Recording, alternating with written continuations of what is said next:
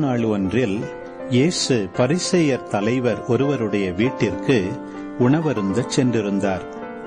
அங்கிருந்தோர் அவரை கூர்ந்து கவனித்தனர்.